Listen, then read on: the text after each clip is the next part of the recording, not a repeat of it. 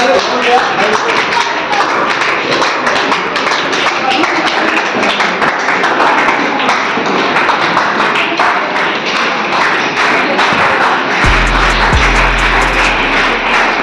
Sir,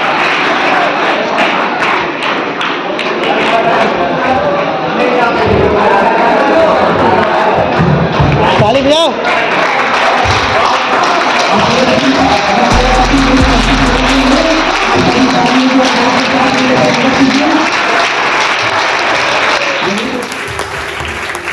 बहुत ही अच्छा पल है।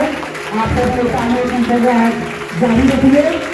बहुत ही अच्छा हमारे सर हमारे विचार बनाए पूरे भारत के साथ अभ्यास परोसने होना चाहिए। बहुत परिवर्तन बहुत ही सुंदर पल कैमरा में कैद करने वाला ये पल है। बहुत ही बढ़िया। और आपने कैद करिए।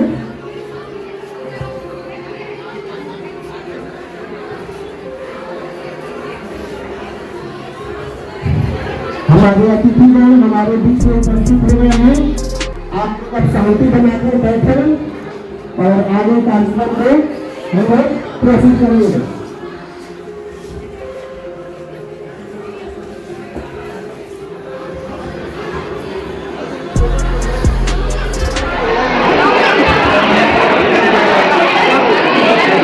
सभी विद्यार्थी शांति बनाकर बैठेंगे और भैंस के साथ पिएंगे।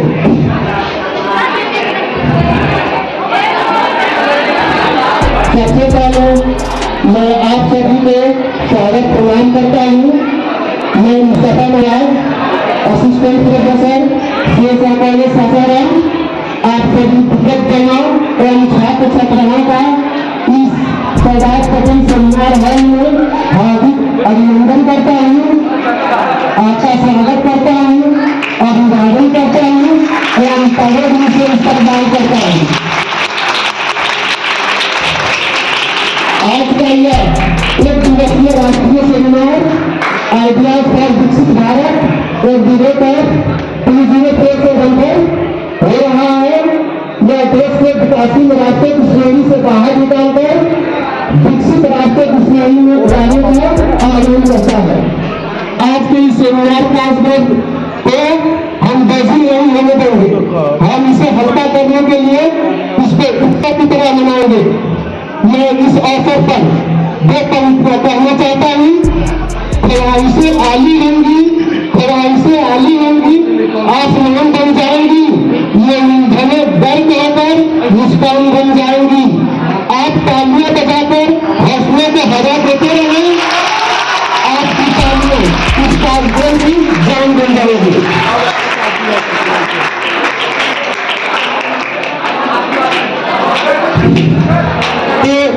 एक बार हम अपने सम्मानित विद्वान अग्रजों बड़े भाइयों के लिए एक जोरदार तालियां बजा दीजिए। बहुत बहुत शुक्रिया। Thank you sir. अब मैं इस कार्यक्रम की विधिवत शुरुआत के लिए जो इस मंच पर हमारे इस कॉलेज सासाराम के प्रधानाचार्य उपस्थित हैं, जो इस कार्यक्रम के पदेल अध्यक्ष हुए, मैं उनसे अनुमति चाहता हूं ताकि इस कार्यक्रम को आगे बढ़ाया जा सके। विद्वान अग्रजों बड़े भाइयों के लिए एक जोरदार तालियां बजा दीजिए। बहुत बहुत शुक्रिया। Thank you so much. अब मैं इस कार्यक्रम की विधिवत शुरुआत के लिए जो इस मंच में सुंदर पल है, बहुत ही सुंदर चीज कैमरे में कैद कर सकते हैं। कैमरे में कैद करने लायक एक दृश्य है हमारे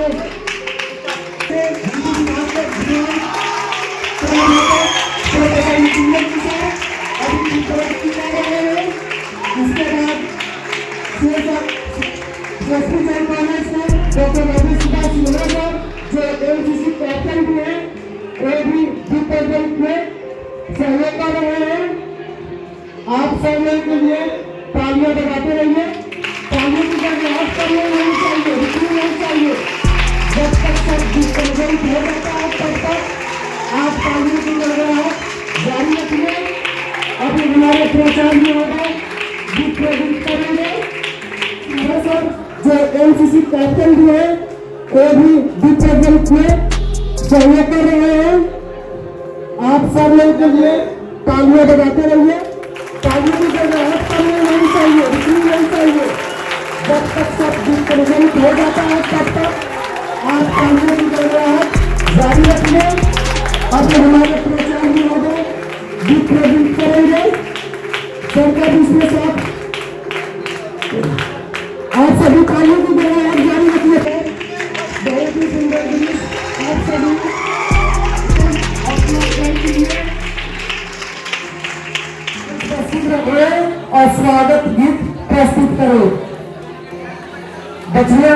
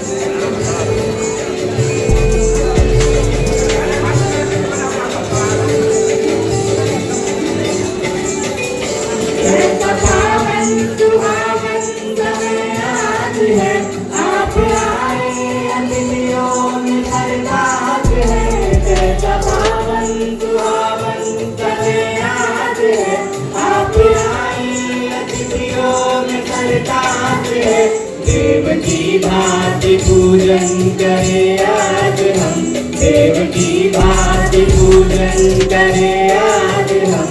स्वागतम स्वागतम स्वागतम स्वागतम स्वागतम स्वागतम स्वागतम स्वागतम स्वागतम स्वागतम स्वागतम स्वागतम स्वागतम स्वागतम स्वागतम स्वागतम।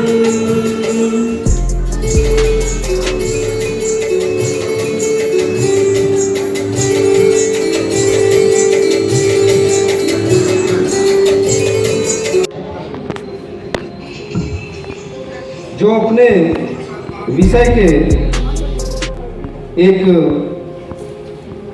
ख्याति लब्ध विद्वान हैं, आपके स्वागत में मैं जिगर मुरादाबादी का एक शेर प्रस्तुत करूंगा और कहना चाहूँगा, सेहन ए चमन को अपनी बहारों पे नाज था, सेहन ए चमन को अपनी बहारों पे नाज था, वो आ गए तो सारी बहारों पे छा गए, वे आ गए तो सारी बहारों पे छा गए।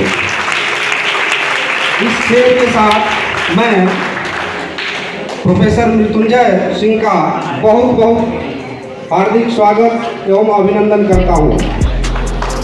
आज के हमारे जो दूसरे वक्ता हैं, शांति प्रसाद जैन महाविद्यालय के अंग्रेजी विभाग के विभागाध्यक्ष डॉक्टर राजेश कुमार सिन्हा जी, उनके स्वागत में मैं निसार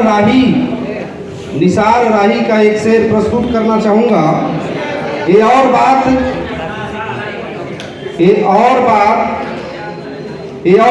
कि रास्ते भी हो गए रोशन, ये और बात कि रास्ते भी हो गए रोशन, दिए तो हमने तेरे वास्ते जलाए थे, दिए तो हमने तेरे वास्ते जलाए थे। इस शेर के साथ मैं सर का बहुत बहुत हार्दिक अभिनंदन एवं स्वागत करता हूँ इस महाविद्यालय परिसर में और इस एक दिवसीय राष्ट्रीय संगोष्ठी में। अगले हमारे जो वक्ता हैं अपने इसी महाविद्यालय के सेवानिवृत्त प्रोफेसर अंग्रेजी विभाग के पूर्व विभागाध्यक्ष प्रोफेसर वंशीधर श्रीवास्तव सर, मैं आपके स्वागत में दाग देहलवी का एक शेर प्रस्तुत करूंगा।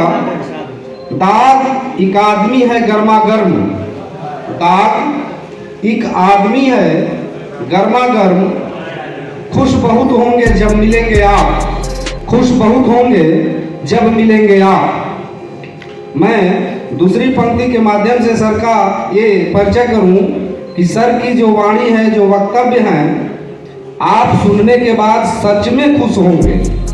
तो मैं सर का इस सेमिनार में, एक दिवसीय राष्ट्रीय संगोष्ठी में ऑर्गेनाइजेशन कमेटी, प्रधानाचार्य कार्यालय और महाविद्यालय परिवार की तरफ से बहुत बहुत स्वागत एवं अभिनंदन करता हूं। चूँकि हम बहुत विलम्ब हो चुके हैं, इस कड़ी को आगे बढ़ाते हुए आगे मंच संचालन के लिए मैं प्रोफेसर मुस्तफ़ा नवाज को माइक हैंड ओवर करता हूं। बहुत बहुत धन्यवाद आपका सर। इसके बाद क्योंकि समय भी बहुत कम है हमारे पास, इसलिए हम कार्यक्रम के अगले सोपान पर आते हैं और हम अपने सम्मानित अतिथिगण को पुष्प चादर उड़ाकर हम सर लोगों का स्वागत करेंगे। इसके लिए इंग्लिश विभाग के अध्यक्ष और एनसीसी के कैप्टन डॉक्टर राजेश कुमार श्रीवास्तव का हम स्वागत करेंगे। उसके लिए हम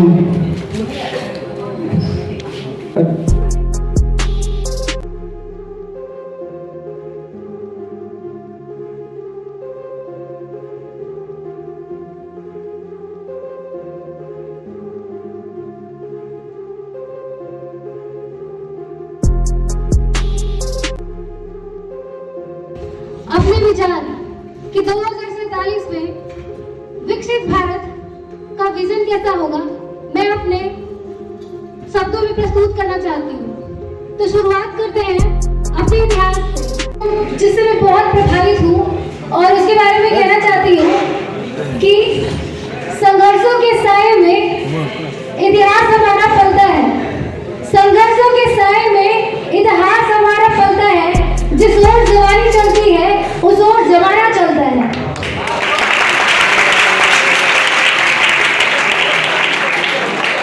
किसी भी डेवलप कंट्री के इकोनॉमिक कंडीशंस के बारे में बात करें तो उनके ज्यादातर लोगों की इनकम जो है वो टर्शियरी एक्टिविटी पर डिपेंड करती है।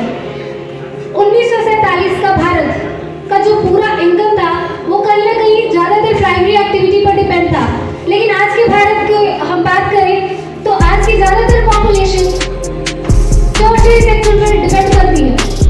और रही बात डेवलपमेंट की, तो मुझे पता है कि हमारे भारत के युवा ही भारत को और डेवलप कर सकते हैं।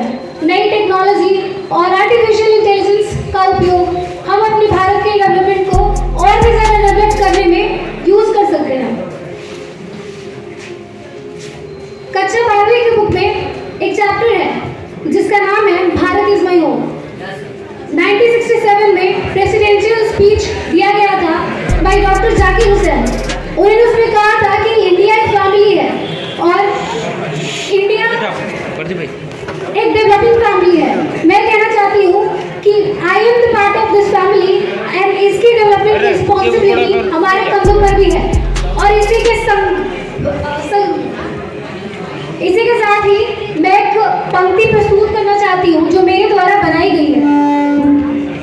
चंद्रयान से और आगे बढ़ विश्व गुरु बन जाएंगे, चंद्रयान से और आगे बढ़ विश्व गुरु बन जाएंगे। युवा शक्ति के संकल्प से, युवा शक्ति के संकल्प से विकसित भारत कहलाएंगे, विकसित भारत कहलाएंगे। पूछा गया कि तेरी जात क्या है, मुझसे पूछा गया कि तेरी जात क्या है, तो मैंने कहा कि मैं इस मिट्टी की एक निशानी हूँ। तो मैंने कहा कि मैं इस मिट्टी की एक निशानी हूँ और अपने आप को किसी जात का बताने से पहले मैं एक हिंदुस्तानी हूँ, मैं एक हिंदुस्तानी हूँ।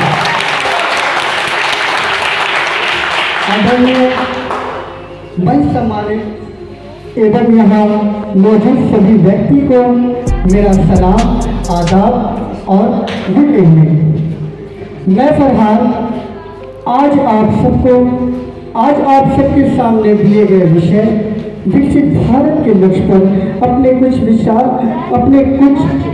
प्रस्तुत करने आया हूँ। तो सबसे पहले हम ये जानते हैं कि विकसित राष्ट्र किसे कहा जाता है। तो किसी भी देश को एक विकसित राष्ट्र कहलाने के लिए मानकों पर खड़ा उतरना पड़ता है। किसी भी देश को एक विकसित राष्ट्र कहलाने के लिए सकल घरेलू उत्पाद जीडीपी ज्यादा होता है, हम उसे विकसित राष्ट्र कहते हैं। इस मंच पर खड़े होकर एक युवा होने के नाते मेरी एक जिम्मेदारी बन जाती है इस विषय के बारे में एक युवा क्या सोचता है वो सोच मैं आप लोगों तक पहुंचा रहा हूं। हमारे देश भारत को अंग्रेजों की गुलामी से आज़ादी 15 अगस्त 1947 को मिली। तब से हम आज तक अपने देश भारत की आज़ादी का जश्न मनाते आ रहे हैं। प्रत्येक भारतीय एक नए भारत का सपना देख रहा है, भारत जो पूरी तरह से विकसित हो, युवा के लिए रोजगार हो, धर्म के नाम पर कोई नफरत ना हो। सन 2047 तक भारत किसी भी क्षेत्र में किसी दूसरे देश पर निर्भर नहीं रहे। 2047 तक भारत की मैं सासाराम के सरजमीन पे हूँ, उस जगह पे हूँ जिस नाम से सासाराम विश्वविख्यात है, सासाराम जाना जाता है। यानी मैं बात कर रहा हूँ शेरशाह कॉलेज में आया हूँ। आप देख रहे हैं शेरशाह कॉलेज में एक कार्यक्रम चल रहा है। उस कार्यक्रम में प्रिंसिपल साहब भी हैं और हमारे प्रोफेसर मृत्युंजय जी भी हैं। हमारे इसके कॉलेज के राजेश कुमार भी हैं, वो भी इंग्लिश के प्रोफेसर हैं। यानी कई लोग हैं इस स्टेज पे मैं दिखा रहा हूँ। साथ ही साथ ये भी दिखा रहा हूँ कि यहाँ स्कूल के इस कॉलेज के बहुत सारे यहाँ स्टूडेंट्स भी हैं। तो सबसे पहले मैं प्रिंसिपल साहब से बात करूँगा, रूबरू कराऊँगा कि क्या उनका कहना है आज के इस कार्यक्रम के बारे में। उनका क्या कहना है उनके जुबानी में आपको दिखा रहा हूँ, आप मैं लाइव करा रहा हूँ। आप देख रहे हैं शेरशाह कॉलेज का इस कार्यक्रम के बारे में हम लोग यहाँ दर्शन से। क्या नाम हुआ क्या चला हुआ है कि सबसे पहले तो हम ये चाहते हैं कि देश के जितने एजुकेशन हैं वे सभी इस तरह से अपना काम करें। विद्यार्थी सबसे पहले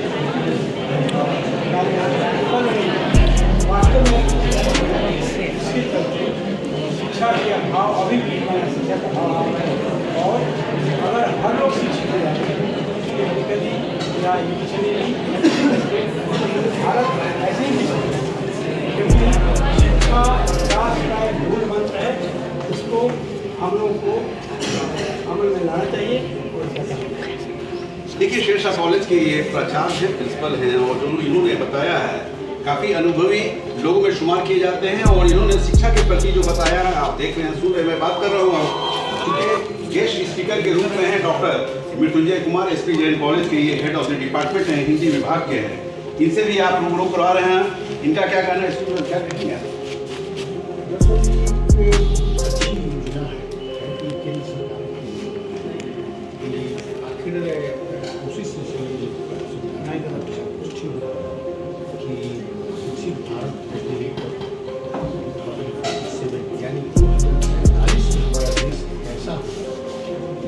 देश और सरकार को प्रस्तावित करें और उसमें जो बेहतर होगा उसको हम लोग पुरस्कृत करेंगे, सम्मानित करेंगे। पूरा देश इस पर विचार करेगा तो बहुत सारे विचार निकल सामने आएंगे। किन क्षेत्रों में किस ढंग से हम काम करें, जैसे कि science and technology, economy, infrastructure, education, तमाम क्षेत्रों में जब तक हम योजना के साथ काम नहीं करेंगे तब तक 2047 में हम उस रूप में विकसित नहीं हो पाएंगे हमारा सोच है। इसलिए इस पूरी योजना में केंद्र सरकार ने सभी कार्यों की सोचों को शामिल किया है, छात्रों को शामिल किया है, इंजीनियर को शामिल किया है। इस पर हम मिलकर विचार करें और विचार को प्रस्तावित करें और उसके आलोक में सरकार ये प्रोफेसर मृत्युंजय जी हैं और मृत्युंजय जी जहाँ पे प्रोफेसर का नाम आता है वहाँ मृत्युंजय जी का नाम आता है, क्योंकि विश्वविद्यालय में काफ़ी जाने माने प्रोफेसरों में ये जाने जाते हैं। सबसे बड़ी चीज़ है कि हिंदी विभाग की जिम्मेवारी अपने कंधे पे संभाल रखे हैं। मैं बात कर रहा हूँ राजेश कुमार, प्रोफेसर राजेश कुमार से। राजेश कुमार सिन्हा,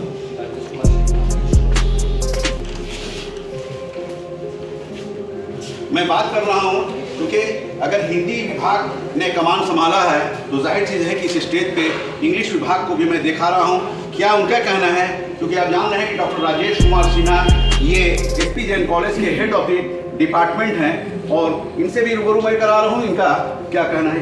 क्या कहेंगे आज के कार्यक्रम को लेकर? ये बहुत ही महत्वपूर्ण कार्यक्रम है और वर्तमान सरकार का ये विज़न है, और विज़न तो हर सरकार की होती है, लेकिन वर्तमान में जब हम तो वर्तमान में ही जीते हैं, तो वर्तमान में जब ये विज़न बनाया गया है तो इसके पीछे भी कोई बहुत बड़ी सोच है।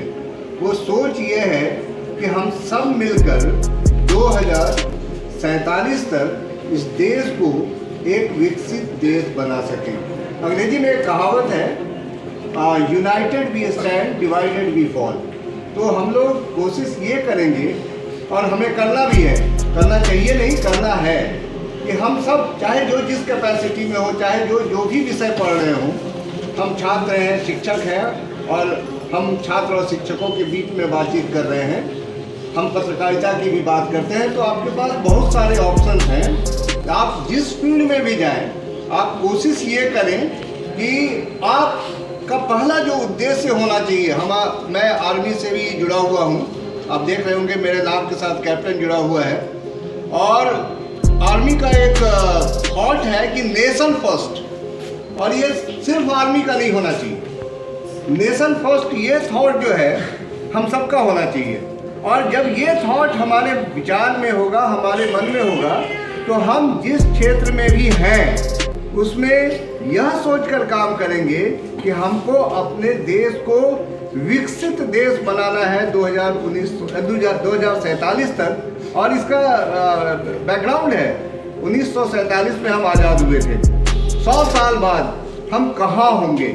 ऐसा नहीं है कि हम प्रोग्रेस नहीं कर रहे, प्रगति पर हैं हम, लेकिन हमें और प्रगति पे जाना है। चांद पे पहुँचे हैं, सूर्य पे पहुँच रहे हैं, और भी बहुत सारे ऐसे क्षेत्र हैं जहाँ हम नहीं पहुँचे हैं, वहाँ पहुँचेंगे। चांद पे हम लोग जाएंगे, अभी तक हम लोग नहीं गए, मशीन गए हैं। तो इस तरह से हमें बहुत कार्य करने हैं आगे। इस विज़न को हम सब मिलकर साकार करेंगे, हमारी यही कोशिश होगी। देखिए, डॉक्टर राजेश कुमार सिन्हा हैं, कुमार सिन्हा शामिल हुए हैं, वहीं दूसरी तरफ आप प्रोफेसर डॉक्टर मृत्युंजय सिंह भी शामिल हुए हैं। मैं ये भी बताता चलूँ कि यहाँ पे शेरशाह कॉलेज के डॉक्टर राजेश कुमार जो असिस्टेंट प्रोफेसर हैं वो भी यहाँ नज़र आ रहे हैं। दूसरी तरफ मैं देखा रहा हूँ कि डॉक्टर विद्या शंकर जी हैं, ये भी नज़र आ रहे हैं। तीसरी तरफ मिस्टर मुस्तफ़ा नवाज साहब हैं, ये भी नज़र आ रहे हैं। तो इस तरह से कई लोग नज़र आ रहे हैं। एक हमारे डॉक्टर BD श्रीवास्तव हैं, वो भी नज़र आ रहे हैं। साथ ही साथ में प्रिंसिपल साहब हैं डॉक्टर जयशंकर प्रसाद सिंह हैं, ये भी नज़र आ रहे हैं। यानी सभी लोग मिलजुल कर ये जो केंद्र सरकार का ये जो परियोजना है, ये जो प्रोग्राम है आइडियाज़ फॉर विकसित भारत, उसे सफलता करने की योजना बना रहे हैं। बिहार दर्शन से Aslam Parvez. Thank you sir. आप लोग बोलेंगे क्या? आप बोलेंगे? Doctor BD Srivastava. क्योंकि बिग बॉस का जब हो गया तो थोड़ा सा चलिए ठीक, हम आ जाते हैं पीछे से। एक ही संदेश नहीं किया, उल्टा क्यों? उल्टा है, याद रहेगा ना।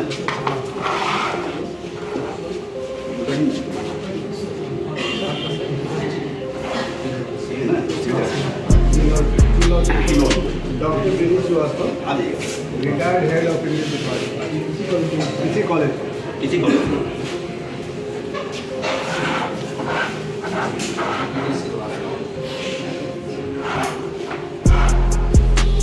देखिए, यहाँ पे एक साहब और हैं जिनका नाम डॉक्टर BD श्रीवास्तव है। चूँकि मैं बता दूँ शेरशाह कॉलेज के ये HOD रहे हैं, इंग्लिश डिपार्ट के रहे हैं। हालांकि ये इस कॉलेज से रिटायर हो चुके हैं, बावजूद इस कॉलेज से काफ़ी प्रेम है, काफ़ी मोहब्बत है, चूँकि इस कॉलेज में इन्होंने सेवा दिया है। इनसे भी मैं रूबरू करा रहा हूँ, चूँकि ये कीनोट स्पीकर के रूप में यहाँ बैठे हैं। इनकी जुबानी सुने इनका क्या कहना है, इसमें सर क्या कहेंगे?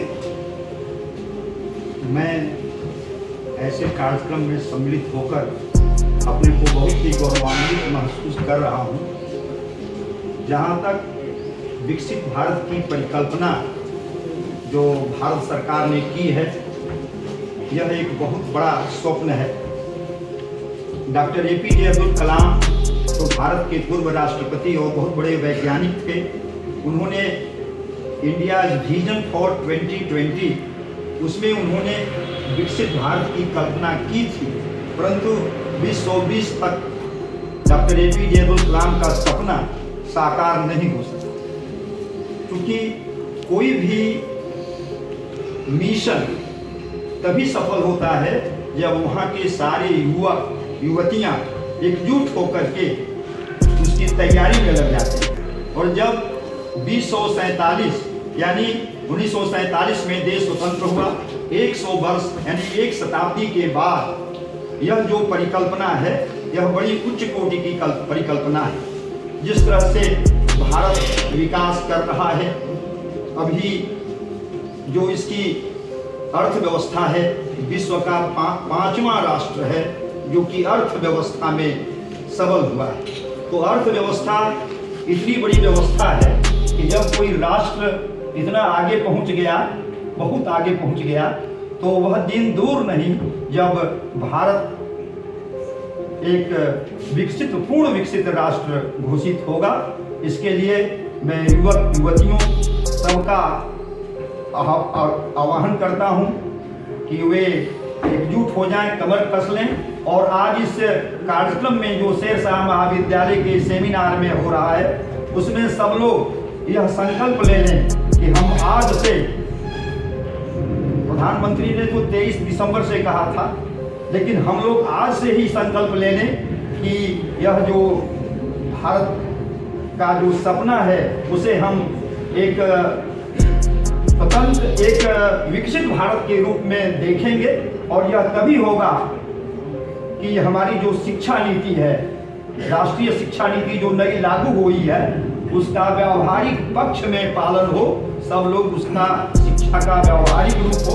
जब तक शिक्षा व्यावहारिक रूप में परिणत नहीं होगी, केवल कागजी शिक्षा होगी, तब तक भारत विकसित नहीं हो सकता।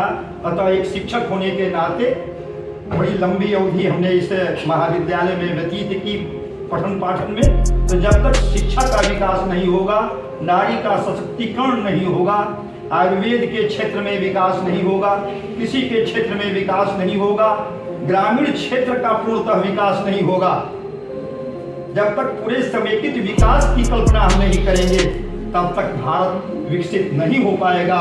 अतः अभी जो यह सपना है,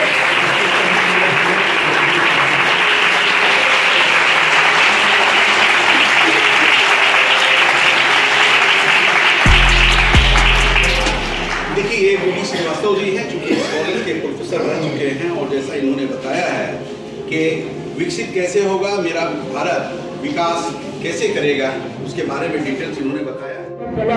मैं भारत में हिंदी फॉर्म पर चला हूँ और संघर्ष की प्रचंड अग्नि में जला हूँ। आदरणीय मंच सम्मानित अतिथिगण मंडल एवं मौजूद सभी को मेरा नमस्कार। मैं इस भारत की बात करने आया हूँ जो बचे 1947 से आजाद हो गया, लेकिन आज तक हम अपनी मानसिकता को आजाद नहीं कर सके। विकसित केवल भारत को ही नहीं, बल्कि भारत के हर एक नागरिक की मानसिकता को आजाद करना ही हमारे पिता का विषय है कि भुखमरी 2014 में भारत 117 देशों में से 75वें स्थान पर था और आज 117 देशों में से 1वें स्थान पर है। अगर हम गरीबी और भुखमरी को पीछे छोड़ते हैं तो भारत कभी विकसित नहीं हो सकता। और भारत को विकसित करने के लिए शिक्षा उस पर गुणवत्ता की शिक्षा प्रदान करनी होगी। शिक्षा एक ऐसी पहलू है जो किसी भी देश को उन्नत बना सकती है और भारत शिक्षा के मामले में विश्व में 35वें स्थान पर है, जबकि इतिहासकारों के अनुसार भारत प्राचीन काल से ही शिक्षा का केंद्र रहा है। जैसे हम अपना विश्वविद्यालय नालंदा को देखते हैं, और इसी पर हम एक बात बोलने वाले हैं कि भारत में 1500 ईस्वी के आसपास एक उड़न दस्ता नाम का बुक लिखा गया था, जिसमें यह बताया गया था कि हवाई जहाज कैसे बनाए और कैसे उड़ाए। और इसी बुक को अमेरिका के दो भाई ऑर्विन विल्बर और अल्वी राइट ने 17 दिसंबर 1930 को इसी बुक को पढ़कर हवाई जहाज को उड़ाया। इससे मतलब ये हम बताना चाहते हैं कि भारत के पास शिक्षा तो थी, पर भारत शुरू से ही तकनीक में विकसित नहीं था। अगर भारत को इन आर्थिक विकसित देशों में साझा करना है तो सबसे पहले आर्थिक विकसित देश में केवल उच्च आय वाला देश ही शामिल है, जिनके पास विकसित अर्थव्यवस्था, उन्नत तकनीक, बुनियादी ढांचा और मुख्य रूप से कृषि प्रधान है। भारत के पास इनमें से सभी अंग है, लेकिन वह अपने तकनीक नहीं शामिल करता है। और इन अड़तीस देशों के साथ भारत को जुड़ने के लिए 2023 से 2047 तक प्रति व्यक्ति आय को 7 गुना बढ़ाना होगा, तभी भारत एक विकसित राष्ट्र का रूप ले सकता है। और मुख्य रूप से भारत भी एक कृषि प्रधान देश है, जो कि कृषि के आधार पर दुनिया का दूसरा या तीसरा स्थान साझा करता है। भारत की 10.7 करोड़ आबादी कृषि पर आधारित है। वर्तमान में भारत की आबादी 142.68 करोड़ है, जिनमें से 68.80 भारतीय ग्रामीण क्षेत्र में निवास करते हैं। और यह भारत की बहुत बड़ी आबादी है, जिनको बेहतर शिक्षा, बिजली, रोजगार और अन्य लाभ से वंचित है, जिसके कारण भारत अभी वहाँ जहाँ 1950 में अमेरिका हुआ करता था। और जिन क्षेत्रों में भारत कमजोर दिखेगा, इन क्षेत्रों में मिलने को भारत एवं भारत के अन्य राज्यों का समर्थन करेंगे और प्रण लेंगे कि कैसे भी भारत को 2047 से पहले विकसित राष्ट्र बने। नमस्कार।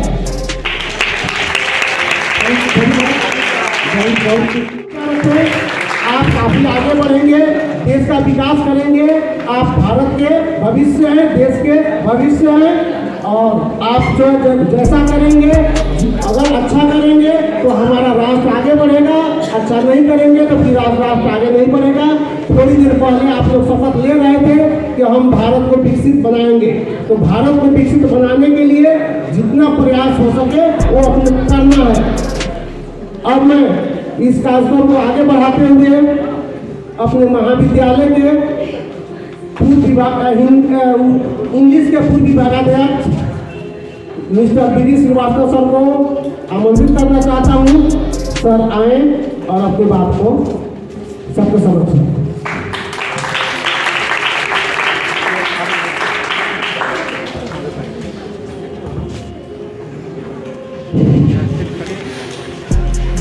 शेरशाह महाविद्यालय सासाराम के प्रधानाचार्य डॉक्टर जयशंकर प्रसाद सिंह जी,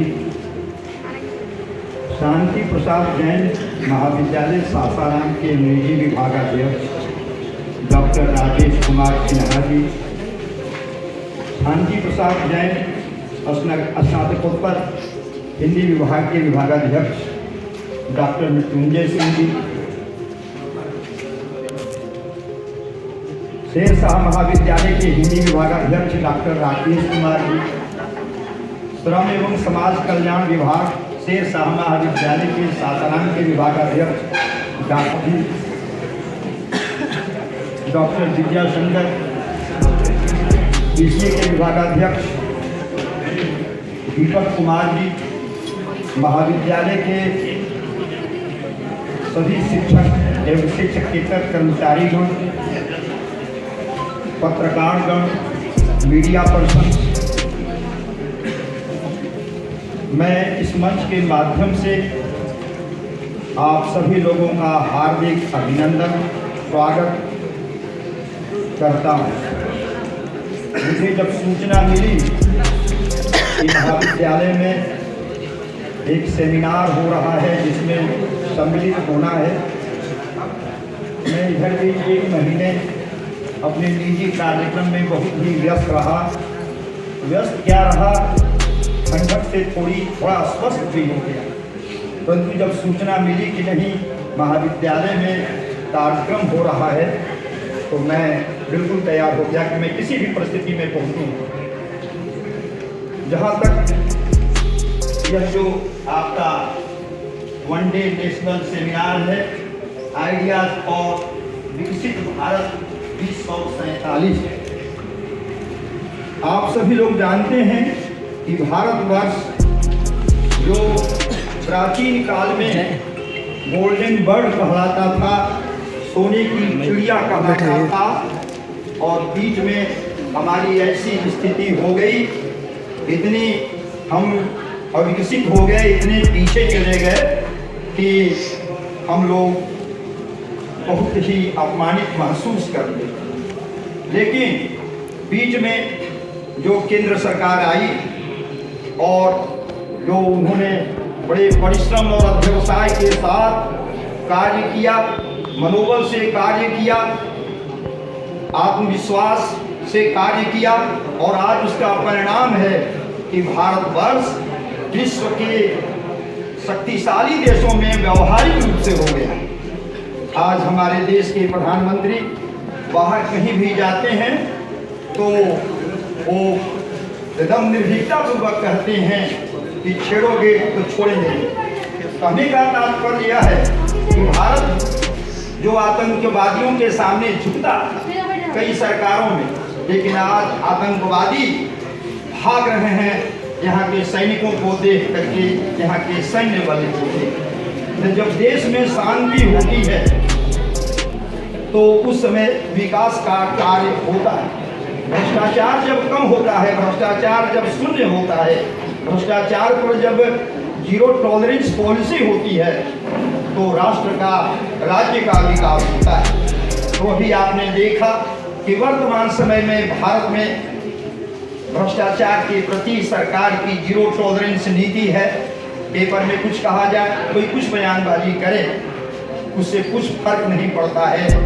भारत 15 अगस्त 1947 को स्वतंत्र हुआ तो हम लोगों का जो सपना है कि 15 अगस्त 1947 में जब इस देश में झंडा फहराया जाएगा, हम रहे या न रहे उसके कोई मतलब नहीं, लेकिन युवक युवतियां तो रहेंगे और वह भारत एक कितना उच्च कोटि का भारत होगा, विकसित भारत। जैसे अभी विकसित की वर्तमान जो पैरामीटर्स है अलग हो गया है। पहले विकसित कई दृष्टिकोण से था, G7 होता था, कनाडा, अमेरिका, यूके, जापान, ये सभी 7 राष्ट्र थे। जब हम लोग पढ़ते थे तो G7 की कल्पना थी और G7 में ये 7 राष्ट्र विकसित राष्ट्र माने जाते थे। इसमें कुछ राष्ट्र ऐसे थे जो हमारे बाद स्वतंत्र हुए थे फिर भी वो विकसित हो गए, लेकिन हम लोगों ने विकास नहीं देखा।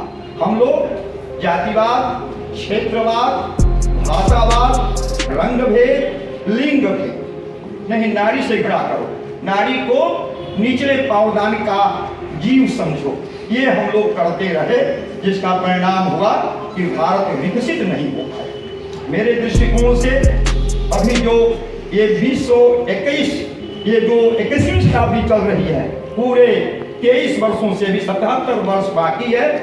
यह शताब्दी नारियों के नाम है और इसमें नारी का शक्तिकरण जो है वह होगा और नारी के शक्तिकरण के चलते हमारी स्वतंत्रता में बहुत बड़ी भागीदारी होगी।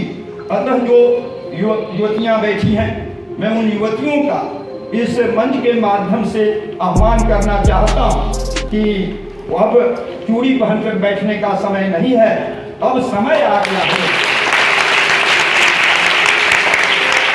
अब युवतियों के लिए समय आ गया है कि एक हाथ में कलम रहेगी और दूसरे हाथ में तलवार रहेगी। से हमारा बौद्धिक विकास होगा। कलम से हम लिख पढ़ करके समाज को दिशा निर्देश करेंगे और तलवार के माध्यम से भ्रष्ट लोगों का, गलत लोगों का हम विनाश करेंगे। यह नारियों को मैं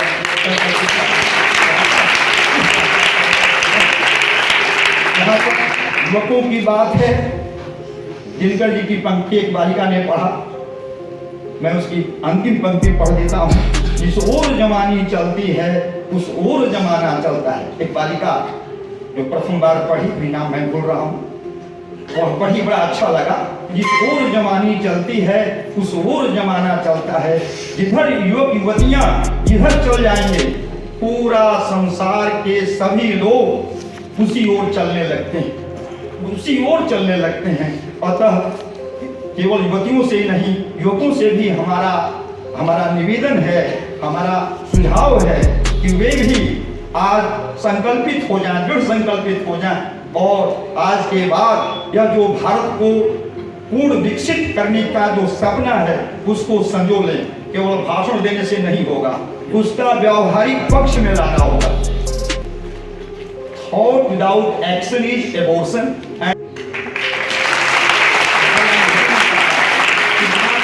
हम चिंतन करें, भारत में बहुत भाषण दिया जाता है, हर व्यक्ति, यहाँ तक एक साधारण रिक्शा वाला भी दार्शनिक है। जब उससे बात करिए वो लंबी चौड़ी बातें करने का समय नहीं है। गरजने वाले बादल बरसते नहीं और भूखने वाले कुत्ते काटते नहीं।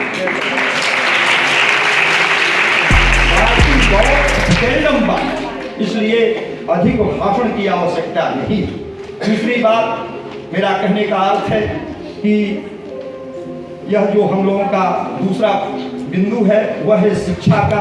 शिक्षा, राष्ट्रीय शिक्षा नीति लागू हुई है, इसके बहुत से प्लस पॉइंट्स हैं, लेकिन इसका हम लोग पॉजिटिव थिंकिंग करें, निगेटिव थिंकिंग करेंगे तो गड़बड़ा जाएगा। हमारे देश में कुछ लोगों ने नकारात्मक ऊर्जा उत्पन्न करना शुरू किया है।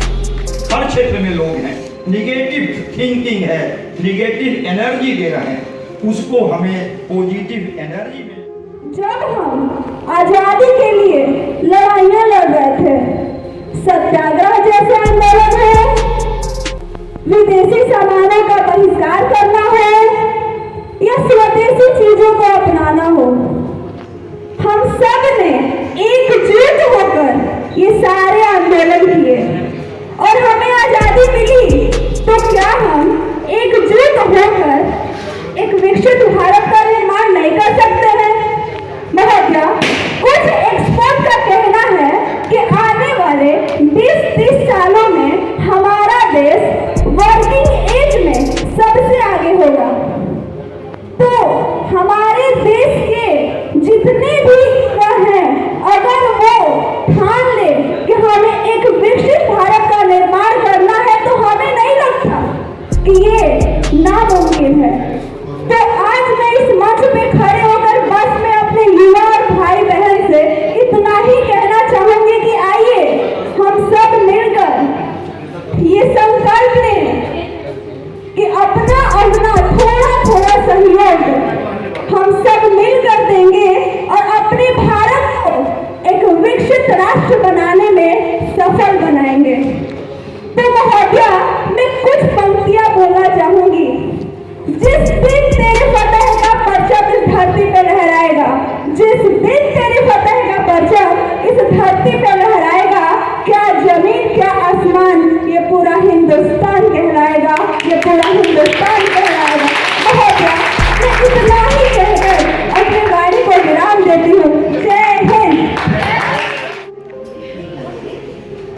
सबसे पहले मैं अपने छात्रों से कहना चाहूँगा कि एक प्रक्रिया है कि जब हमारे कोई विशिष्ट अतिथिगण आते हैं और जब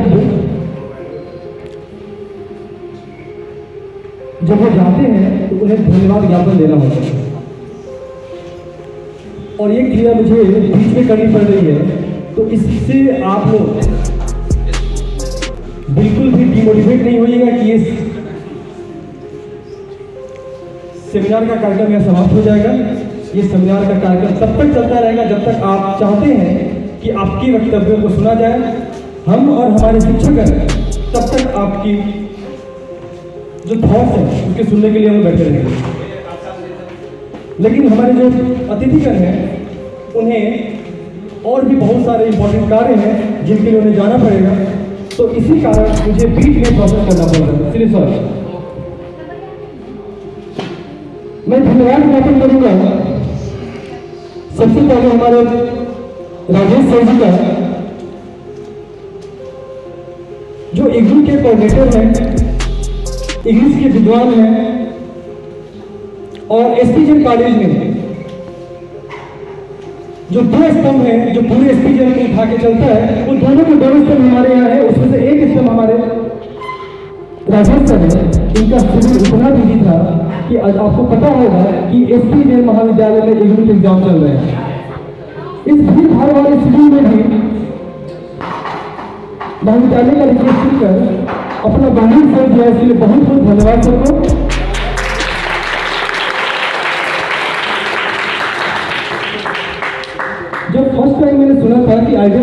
भारत @2047 क्या होगा, इसमें क्या मेरे बच्चे बोल पाएंगे, क्या हम लोग जो कंसेप्ट तो समझ में आ पाएगा। लेकिन जहाँ तक सर ने बताया और आप बच्चों ने जितना बताया, तो मुझे लगा कि हमारा ये कार्यक्रम सफल हुआ कि ए से जेड तक अपनी बातों को इतने अच्छे से रखा सर ने कि मुझे नहीं लगता कि इस सभागार में बैठा कोई भी व्यक्ति से अगर पूछा जाए कि विकसित भारत @2047 क्या होगा, तो बहुत बहुत धन्यवाद सर जी। आपने जो बच्चों को ज्ञान दिया, हम लोगों को ज्ञान दिया, और 2047 है क्या उसके बारे में बताया। पुनः मैं धन्यवाद ज्ञापन करना चाहूँगा प्रोफेसर डॉक्टर मृत्युंजय सर जी का। जैसे मैंने पहले कहा कि एसपी जैन कॉलेज 2 पिलर पे टिका हुआ है, और दूसरा पिलर हमारे सर है। आज से नहीं, बहुत पहले से ही महाविद्यालय के कोई भी कार्य होते हैं, अगर आप विफल हो रहे हैं तो आप उनका सहारा लीजिए और कोई भी कार्य है वो पूरा हो जाता है। ये मैंने अनुभव किया, क्योंकि बहुत ही मुझे सर के साथ रहने का मौका मिला है, और अपनी बातों को जिस तरह से रखते हैं खासकर बच्चों में, ऑल टाइम फेवरेट रहे वहाँ पर भी, और जिस तरह से इन्होंने अपने मुखार बिंदु से आपको 2047 बताया होगा, क्योंकि मैं भी सुन रहा था, आप भी सुन रहे थे, वो बहुत ही आनंदमय पल था। मुझे नहीं लग रहा था कि किसी पास को हम सुन रहे हैं। दिनचर्या में कैसे 2047 को का जो लक्ष्य है कैसे पूरा कर सकते हैं, हर एक पहलू पे बहुत ही अच्छे से फोकस किया सर ने। और मुझे हंसी आ रही थी, मैं नाम नहीं लेना चाहूँ, कि जब सर को हम आमंत्रित करने गए थे तो एक विद्वान वहाँ बैठे हुए थे, इस टॉपिक को वो नहीं समझ पाए कि 2047 है क्या, और हम और सब मुस्कुरा रहे थे।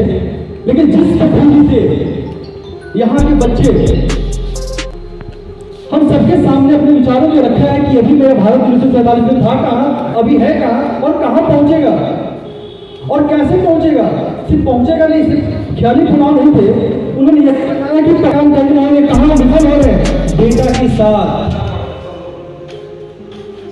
इस तरह की परंपरा जो है हम रिसर्च के बच्चों में भी मैंने नहीं देखा है, बहुत कम देखने को मिलते हैं। जो इंटर के बच्चे, बीए के बच्चे, पार्ट 1 के बच्चे, सेमेस्टर 1 के बच्चे, बहुत ही प्रफुल्लित करने वाला ये समय था मेरे लिए, क्योंकि अब समझ में आता है कि न्यू एजुकेशन पॉलिसी में रिसर्च को ऐड करके इसमें गलती नहीं किया है। क्योंकि सर पहले ही बोले थे कि हमें निगेटिव थॉट पे नहीं जाना था, नहीं जाना है, और हमने वही किया।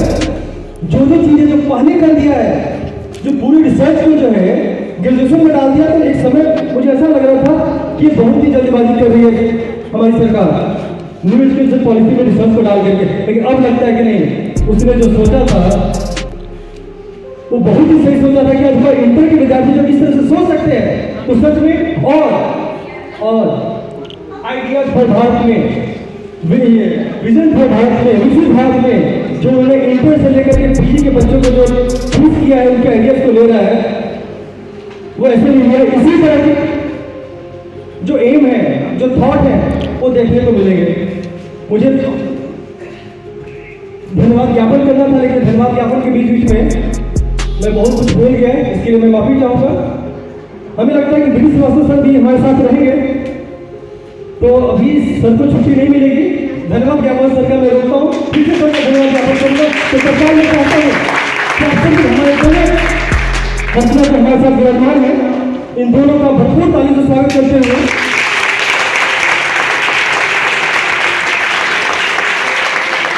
हम कुछ समय के लिए यहाँ से सबका विदाई देंगे, लेकिन इस आश्वासन के साथ कि फिर शेरशाह महाविद्यालय के इसी सभा भवन में, इसी सेमिनार हॉल में फिर से दोनों लोग हमारे साथ रहेंगे। कि अभी तक यही हुआ कि जब भी सर को मैंने याद किया है, सर ने मेरा भरपूर सहयोग दिया है, और हमारे आवाहन को, हमारे बुलावे को सहज स्वीकार किया है। तो मैं भी सर के साथ उनको प्रणाम करता हूँ।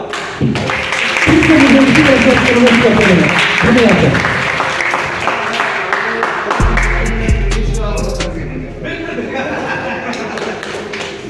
सर लोग पुरस्कार कर रहे हैं।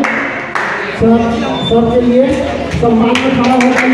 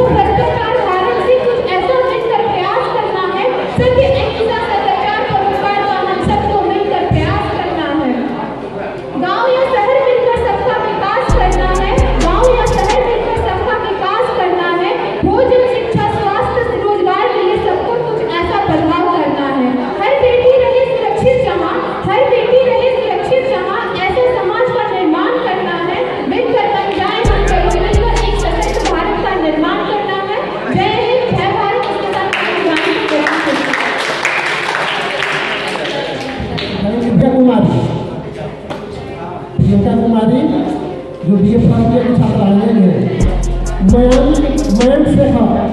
मयंक शेखर है आ जाइए। 47 में अपनी स्वतंत्रता की 100वीं वर्ष संगठन मनाएगा। मैं 2047 में भारत के लिए अपना दृष्टि को साझा करने जा रहा हूँ। विकासशील से एक विकसित देश होना यही एक राष्ट्र की यात्रा है। देश को बड़ा और लोकतांत्रिक रूप से सफल बनाने का सपना है और हर किसी का होता है एक ऐसा देश जहाँ क्षेत्रों में समानता है। अन्य लोगों की तरह मेरा भी भारत के लिए एक सपना है। 2047 में मेरा देश वही होगा जहां आज हम बनाएंगे। वर्ष 2047 में विकास, लिंग समानता, रोजगार और अन्य कारकों के चश्मे से भारत को देखने के लिए ऐतिहासिक वर्ष है। जैसे कि हम लोग अगर काला चश्मे पहनते हैं तो काला नजर आता है, उसी तरह से रेड चश्मे पहनते हैं तो लाल नजर आता है। वही हम कहना चाहते हैं कि चश्मे से भारत को देखने के लिए एक ऐतिहासिक वर्ष होगा। हम जैसे कुछ करने की सपना देखते हैं खुद वैसे ही बन जाते हैं। इसी तरह से हम 2047 भारत को कल्पना कैसे करते हैं यह तय करेंगे कि हम अगले 23 वर्षों में कैसे क्रांति को अपनाएंगे। हम भारत को गरीबी, बेरोजगारी, भ्रष्टाचार और अन्य सामाजिक बुराइयों से मुक्ति देखना चाहते हैं और अगले 23 वर्षों में भारत को आंतरिक और बाह्य दोनों रूप से शक्तिशाली राष्ट्र के रूप में बदलना चाहिए। एक विकासशील राष्ट्र के रूप में हमारे सबसे महत्वपूर्ण लक्ष्य आर्थिक मोर्चे पर काम करना और कुछ प्रमुख सुधारों को लाकर अपनी अर्थव्यवस्था को मजबूत बनाना होनी चाहिए। आर्थिक क्षेत्रों के अलावा लैंगिक समानता की दिशा में काम करने और सभी को समान अवसर प्रदान अगले 23 वर्षों न केवल हमारे देश के लिए बल्कि नागरिकों के रूप में हमारे लिए अत्यंत महत्वपूर्ण होगा। 2047 में भारत के लिए मेरा दृष्टिकोण भारत का जहां महिलाएं सुरक्षित है और सड़क पर स्वतंत्र रूप से चलती है, साथ ही यह एक ऐसा स्थान होगा जहां सभी सामान्य स्वतंत्रता होगी। यह एक ऐसा स्थान होगा जहां जाति, रंग, लिंग, सामाजिक या आर्थिक स्थिति और नस्ल का कोई भेदभाव नहीं है। महिला सशक्ति महिलाओं के लिए काफी भेदभाव है, लेकिन फिर भी महिलाएं घरों से बाहर निकलकर अलग अलग क्षेत्रों में अपनी पहचान बनाती हैं। के लिए प्रतिवर्ष 8% विकास कराना होगा, तब जाकर हमारा भारत एक विकसित देश कहलाएगा। और मैं कहना चाहती हूँ, जहाँ तक हमारे देश की शिक्षा की बात है, तो जैसे कि हमारे पास IIT, NIT जैसी शिक्षा जनता पर खड़ा करने के लिए उसके साथ शिक्षा अभियान का झंडा पकड़ा दिया जाता है। और मैं बता दूं, हमारे देश के नीति मजबूत लोगों की बढ़ती है, पहला है जो विद्वान हो, दूसरा हो जो धनवान हो। इस कारण से हमारे देश की शिक्षा व्यवस्था आगे नहीं बढ़ पाई। और मैं क्या बताना चाहती हूँ, हमारे देश के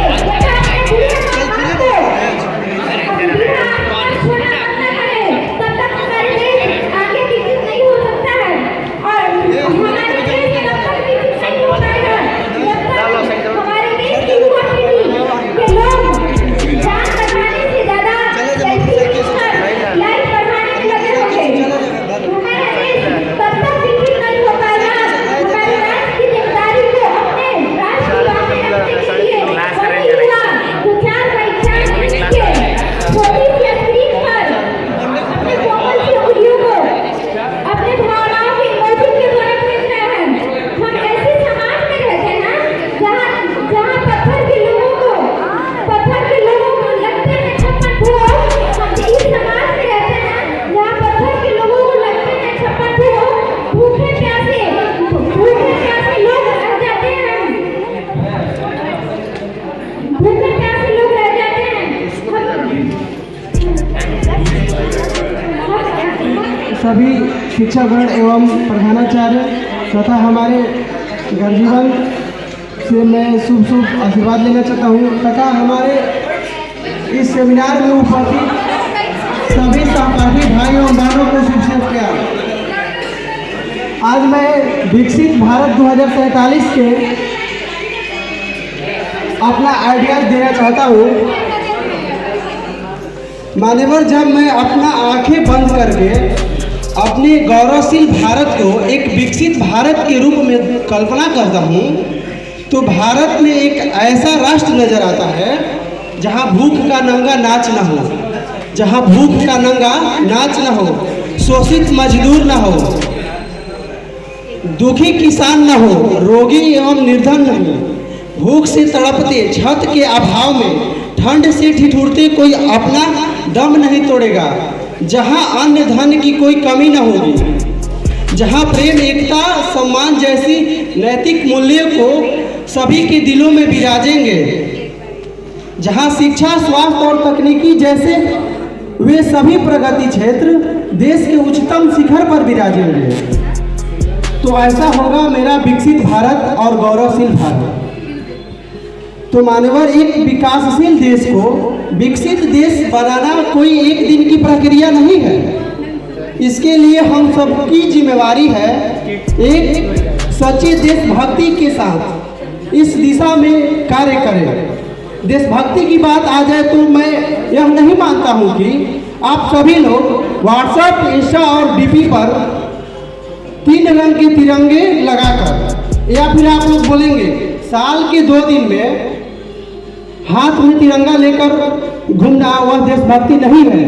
तो फिर मैं यह आप लोगों से पूछना चाहूँगा कि जब कोई गरीब बच्चा फुटपाथ पर चमचमाती धूप में झंडा तिरंगा लेकर घूम घूम कर बेचता है तो क्या वह देशभक्ति नहीं है? जी नहीं, वह देशभक्ति नहीं है।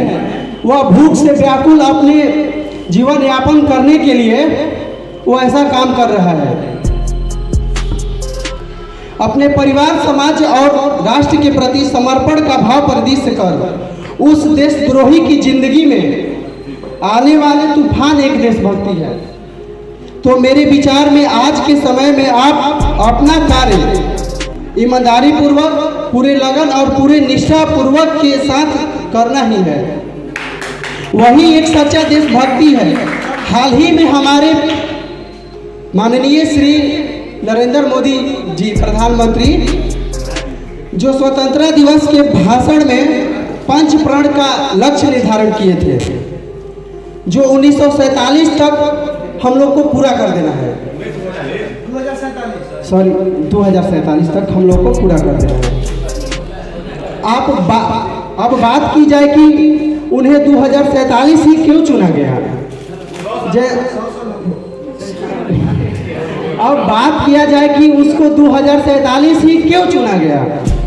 जैसा कि हम लोग जानते हैं कि 1947 में देश को अंग्रेजों के चंगुल से आज़ादी मिली थी। तो सन 1947 से लेकर सन 2047 को हमारे भारत को अंग्रेज के चंगुल से आज़ादी मिले पूरे 100 वर्ष हो जाएंगे। तो यही इसका कारण है कि हम लोग को कम से कम 100वीं वर्ष आज़ादी के शुभ अवसर पर भारत को विकासशील से बढ़कर एक विकसित भारत की सूची में शामिल कर देना है। चलिए इतना ही कहकर अपने बाड़ी को विराम दें।